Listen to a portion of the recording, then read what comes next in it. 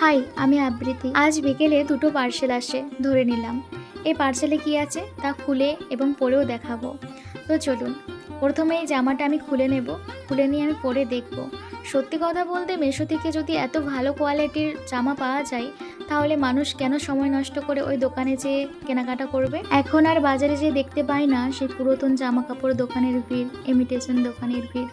কি জানেন তো, সময়ের সাথে কিছু কিছু জিনিস আপডেট হতে হয়।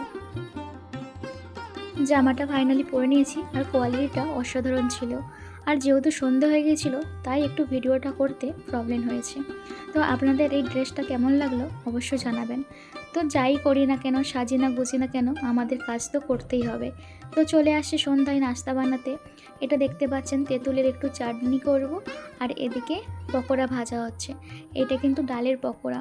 তো চলুন, এই চাটনিটা করার জন্য কী কী নিয়েছি: কাঁচা লঙ্কা, সামান্য পাঁচফোড়ন এবং গুলিয়ে রাখা তেঁতুল জল দিয়ে দিলাম, স্বাদ মতো চিনি ও নুন দিয়ে এটা এখন আমি নামিয়ে নিচ্ছি।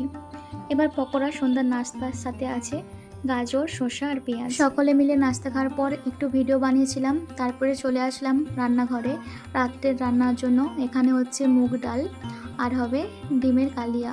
সত্যি কথা বলতে কি জানেন, এই মুগ ডাল আমার ভীষণ পছন্দ, আর তার সাথে ডিমের কালিয়া। তো আমি একটু টেস্ট করি, টেস্ট না করলে আমার যেন রান্নাটা কমপ্লিট বলে মনে হয় না। আমার ভিডিওটা এতক্ষণ দেখার জন্য ধন্যবাদ। শেষ পর্যন্ত যারা যারা দেখেছেন অবশ্যই কমেন্ট বক্সে জানাবেন, এবং কে কোথা থেকে দেখছেন জানাবেন। সকলে ভালো থাকবেন, সুস্থ থাকবেন। চলুন রান্নাটা কমপ্লিট করা যাক। দেখা হবে পরের এক ভিডিওতে।